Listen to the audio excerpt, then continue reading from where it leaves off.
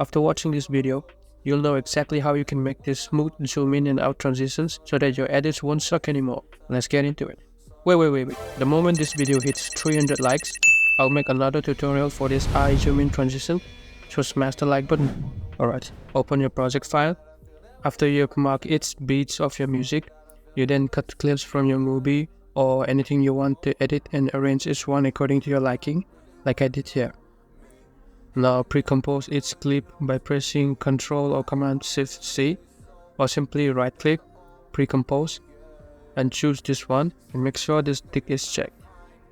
Now there are two methods for this transition. For the first one, create an adjustment layer by pressing Ctrl or Command Shift Y, adjust it to the length of your clip, then apply the transform effect from effects and presets and put a keyframe at the start of the clip. Now at the end, change the scale value to 125. Select both keyframes and easy ease them by pressing F9 or simply right click, keyframe assistant, and choose easy ease.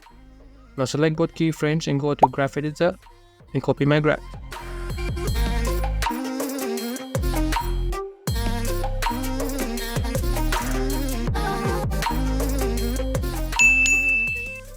Now copy the adjustment layer by pressing Ctrl C and paste it above its clips by pressing Ctrl B.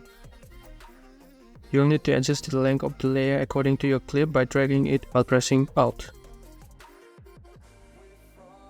For the second method, you'll need Sapphire plugin. Go to Effects and Presets and search for Blur Mockups and apply it to your clip.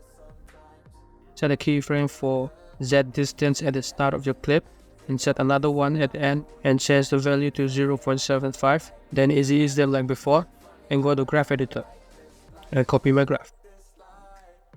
Of course, you can change the values and graphs according to how you want it. This particular graph is the exact one I used in my recent Dune Part 2 edit, which I'll link here.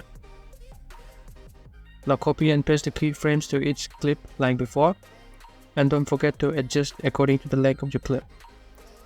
For me, I prefer using Blur Mockups over the first method because you can adjust the zoom in and out area by changing this anchor point to your preferred area. This way, you can focus your zooms to the character's face or any other area you want to zoom. Now these graphs are for zoom in transition. For zoom out, you can just exchange the keyframes or completely start over by changing the value as shown here and copy this graph.